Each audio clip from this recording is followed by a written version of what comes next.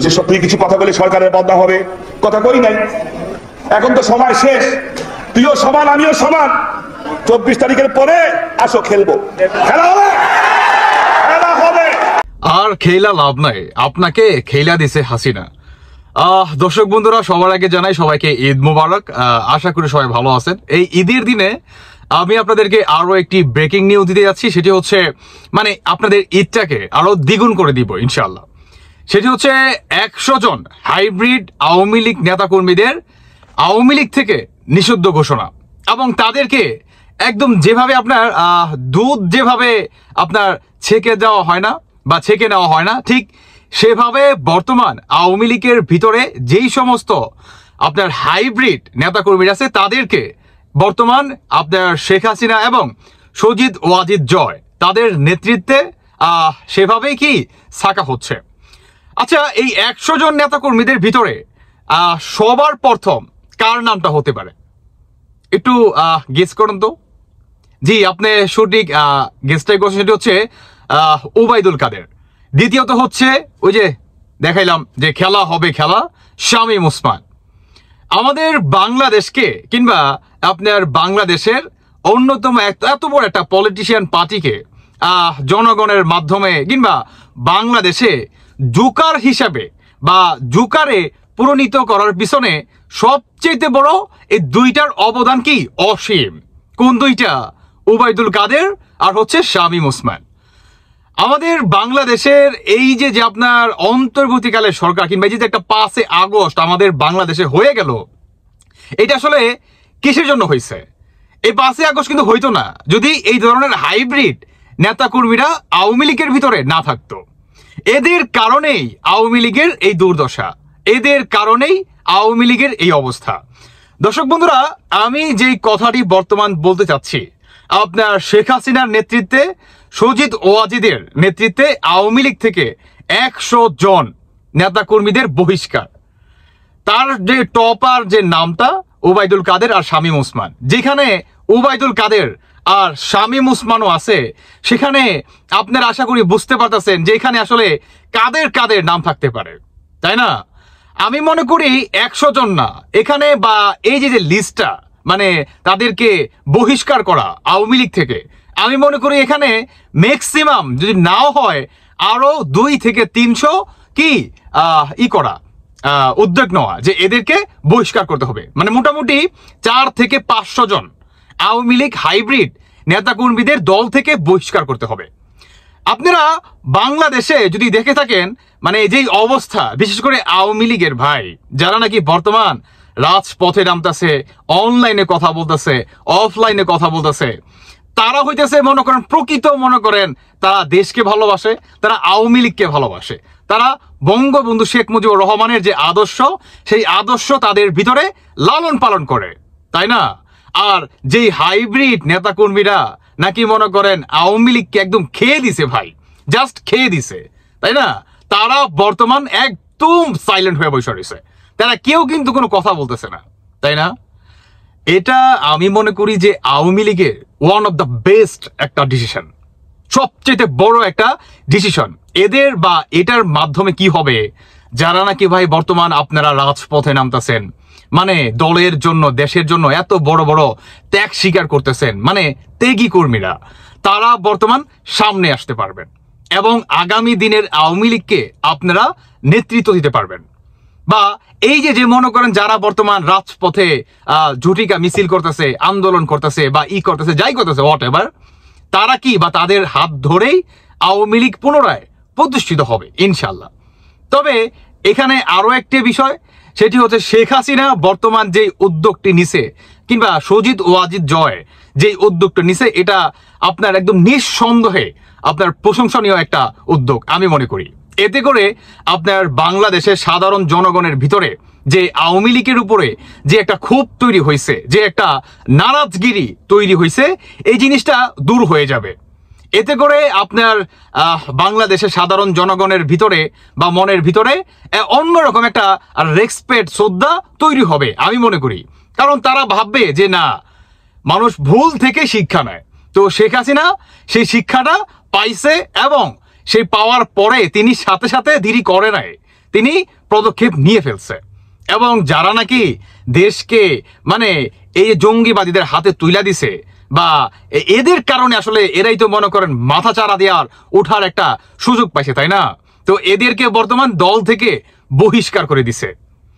আমি মনে করি এই ওবায়দুল কাদের, শামীম ওসমান, তারপর হচ্ছে আপনার দরবেশ, হ্যাঁ, এদেরকে ভাই বহিষ্কার না, এদেরকে একদম মানে কি বলে মানে উত্তম মধ্যম আছে না, এদেরকে উত্তম মধ্যম দেওয়া উচিত।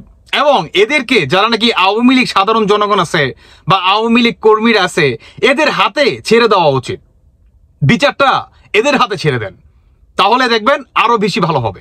সত্যি কথা বলতেছি, আমাদের বাংলাদেশের যে অবস্থা কিংবা এই যে রাজাকাররা ভাই মাথা চারাদা উঠছে, কল্পনা করতে পারে এই যে 5ই আগস্টটা হয়ে গেল, এই 5ই আগস্টটা কিন্তু হতো না যদি শেখ হাসিনার কানে একদম প্রপার খবরটা, আশেপাশের খবরটা প্রকাশ করত। এবং তারা যদি ভাই তখন নিজেদের স্বার্থ কিংবা নিজেদের ব্যাংক ব্যালেন্স মানে ভরতে কিংবা ভরার যে একটা ব্যস্ততা, এই ব্যস্ততার ভিতরে যদি তারা না থাকতো, তারা যদি সেই সময়কালে আইসা আপনার আওয়ামী লীগের এই দলের কথাটা চিন্তা করত কিংবা দেশের সাধারণ জনগণের সেন্টিমেন্টটা বোঝার চেষ্টা করত, তাহলে ভাই এই 5ই আগস্ট আর হতো না, বাংলাদেশের লাখো লাখো মানুষ একত্র হতো না এই রাজাকারদের কথায়, তাই না? কিন্তু তারা কিন্তু হইছে। যাই হোক, যা হবার তা তো হইছেই। তবে আমি মনে করি বর্তমান আওয়ামী লীগের ভিতরে এটা ওয়ান অফ দ্য বেস্ট একটা ডিসিশন। এতে করে ওই যে বললামই তো, সাধারণ জনগণের ভিতরে আগের মতো ভালোবাসাটা সৃষ্টি হবে ইনশাল্লাহ। তবে এখানে আরো একটা বিষয়, যারা নাকি বর্তমান আপনার আওয়ামী লীগের জন্য কাজ করতেছেন, আওয়ামী লীগের জন্য যাতে আওয়ামী লীগ পুনরায় ক্ষমতায় আসতে পারে, তারা প্রতিনিয়ত অফলাইনে হোক অনলাইনে হোক আপনারা কথা বলে যাচ্ছেন, চেষ্টা করে যাচ্ছেন, তাদের জন্য সুখবর। সেটি হচ্ছে আপনাদেরকে আগামী দিনে আওয়ামী লীগকে নেতৃত্ব দেওয়ার একটা সুযোগ করে দেওয়া হবে। এটা হচ্ছে সবচেয়ে বড় একটা গুড নিউজ আমি মনে করি। আর আমাদের বাংলাদেশে বর্তমান সাধারণ জনগণ এটাও তারা কি খুব ভালোভাবে নিবে।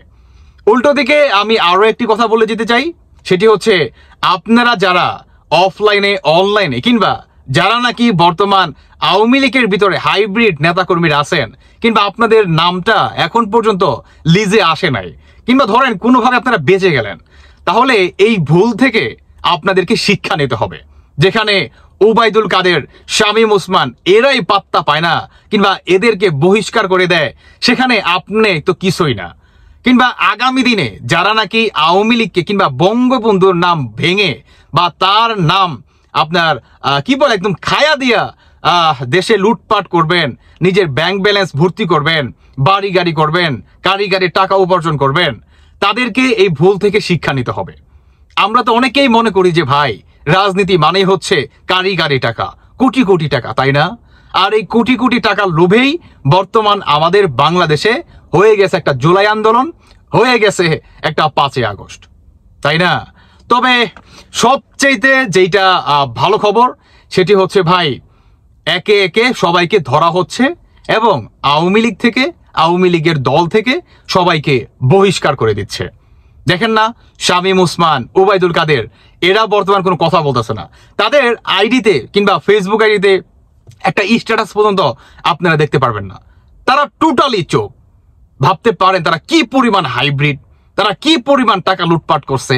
এদের ফোকাস শুধু একটাই ছিল, আপনার দেশের টাকা পাচার করা এবং লুটপাট করা, এছাড়া আর কিছুই না, তাই না? এরা যদি প্রকৃতভাবে ভাই বঙ্গবন্ধু শেখ মুজিবুর রহমানকে ভালোবাসতো কিংবা আওয়ামী লীগ দলটাকে ভালোবাসতো, নিজের মাতৃভূমি বাংলাদেশকে ভালোবাসতো, তাহলে আজ এই আপনার দুর্দিনে, এর থেকে দুর্দিন তো আর হয় না, তাই না? যে কোনো পলিটিক্যাল দলের জন্য এই দুর্দিনে আইসেও তারা মনে করেন নিশ্চুপ, কোনো কথা বলতেছে না। এটা কত বড় লজ্জাজনক চিন্তা করেন। আর এরা কি পরিমাণ হাইব্রিড কল্পনা করা যায়। যাই হোক দর্শক বন্ধুরা, সেটি হচ্ছে ভাই এটা নিঃসন্দেহে একটা ভালো উদ্যোগ। তবে আমি মনে করব যারা নাকি বর্তমান আওয়ামী লীগের জন্য কাজ করতেছেন, আপনার অবস্থান যেখানে হোক না কেন, আপনি ধরেন আপনার কেন্দ্রীয় পর্যায়ে কিংবা আপনার ইউনিয়ন পর্যায়ে, গ্রাম পর্যায়ে আপনি কথা বলে যাচ্ছেন, প্রতিনিয়ত আওয়ামী লীগ প্রতিষ্ঠার জন্য আপনি কাজ করে যাচ্ছেন, আপনি ভাবতে পারেন যে আপনি গ্রাম পর্যায়ে কাজ করছেন কিংবা ইউনিয়ন পর্যায়ে আপনি কাজ করতেছেন, আপনি হয়তোবা ওই ধরনের কোনো পাবেন না, ফিডব্যাক পাবেন না, নিজের অবস্থানকে ছোট করে দেখবেন না। আমি বলতে চাই কেমন, আপনাদেরকে মূল্যায়ন করবে অচিরেই। একটা কথাই আছে না, কিংবা আমরা যারা নাকি ভাই সাধারণ মানুষ, আমরা যখন নাকি বিপদে পড়ি, যখন নাকি আমাদের পাশে কেউ না দাঁড়ায়, সে যে বিপদটাই হোক না কেন, সে যে বিপদটাই হোক না কেন, ঠিক তখন যদি আইসা যে কোনো একটা ব্যক্তি আমার হাত ধরে কিংবা আমার পাশে দাঁড়ায়, তখন পৃথিবীর বুকে সে কিন্তু সবচেয়ে বড় আপন মানুষটা আমার হয়ে যায়, তাই নয় কি? তাই তো।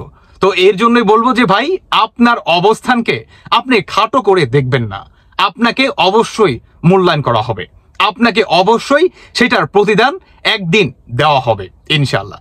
যাই হোক দর্শক বন্ধুরা, আশা করি আপনাদের এই সুসংবাদটা ভালো লাগছে। আপনাদেরকে আবারও জানাই ঈদ মোবারক। ভালো থাকবেন সবাই। আল্লাহ হাফেজ। আসসালামু আলাইকুম।